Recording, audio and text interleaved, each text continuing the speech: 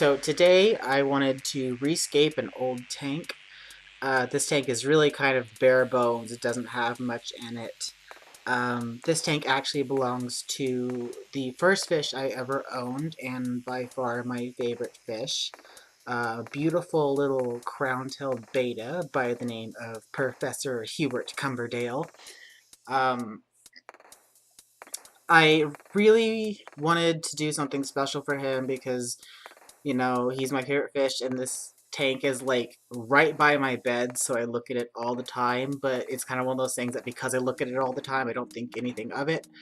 Um, so I decided that he deserves a prettier tank, and so do I.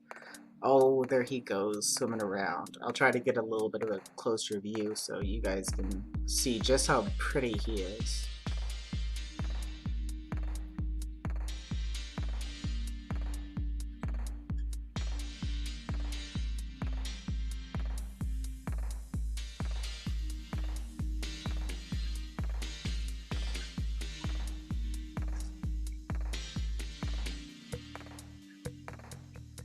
So I did end up deciding that I had no idea what I was doing, so I figured I would go ahead and turn to a professional, my wonderful assistant, Mr. Cody LaFloof.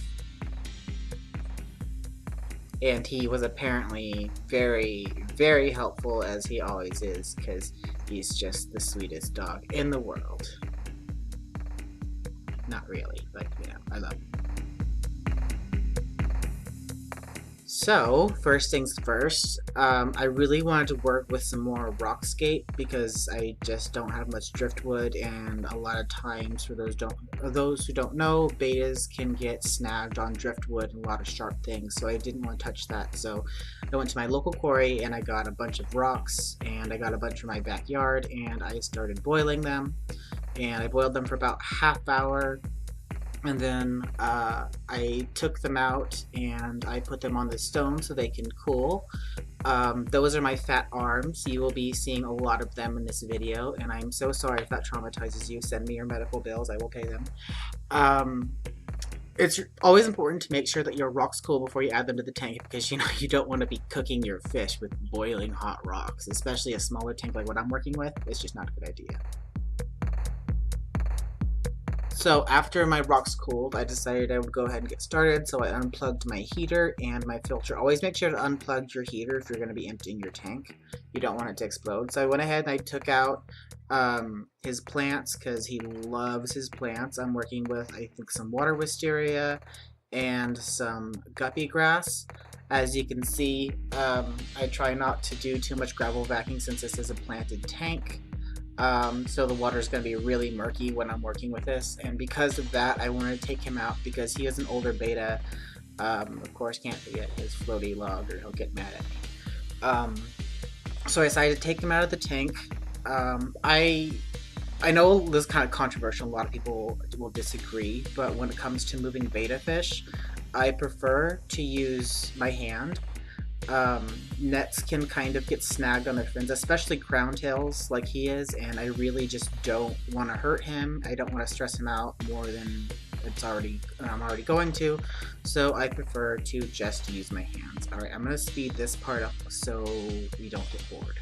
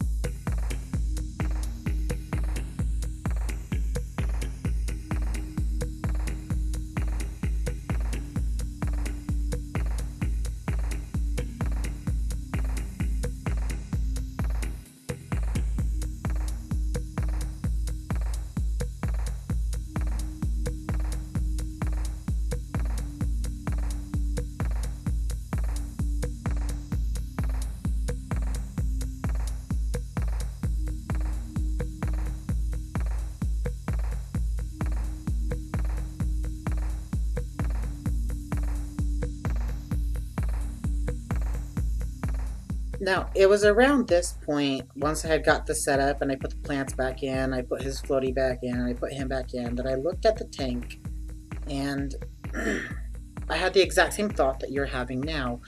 Wow, this tank looks like complete garbage. I should be tarred and feathered and my corpse should be dragged through the streets. I'm setting up an appointment with the state of Texas next month to have that happen. So I decided, yeah, this is not going to do. I need to redo this tank again. So because he is an older beta fish, I didn't want to stress him out, so I didn't want to move him again. So I just tried to be as careful as I could when moving the rocks out because I wanted to try rescaping. He was not happy with me. Forgive the catappa leaves floating around in there. I have them in there for medicinal reasons. But I decided I really wanted to set him up like a little cave or something to go hide in because betas love to hide, and I really didn't want the rockscape to be so eclectic as it was.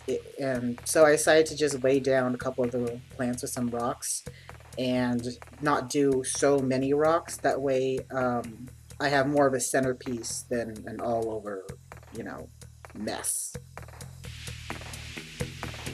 So yeah, here is the final result. I have to say I'm pretty proud of myself. I'm having to keep the ego from expanding, which is difficult. But you know, I'm proud of this tank. I think it turned out well. Still a little bit of particulate matter that needs to be filtered out, but that's okay.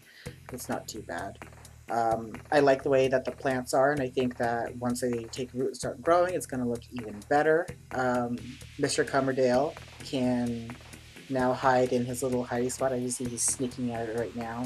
Sneaky little guy. I saw an amazing video by Big City Betas where she did this beautiful botanical blackwater tank, and I would love to do that at some point in the future because, you know, he's one of my favorite fish, and I definitely think he deserves to have more of a natural habitat, at least as much as possible. So I will be trying that in the future. If y'all want to go ahead and check out her video, I'm going to put it in the link description. Or this, I'm going to put the link in the description. Listen to me try to talk. Go check it out. It's an amazing video. Anyways, thank you guys for watching, and I hope you enjoyed watching me mess up my favorite beta tank. Yeah.